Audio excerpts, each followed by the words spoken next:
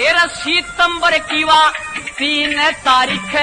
बरसन लग गया मूसलधार लागे पाछयो हट्या नहीं 30 घंटे लगा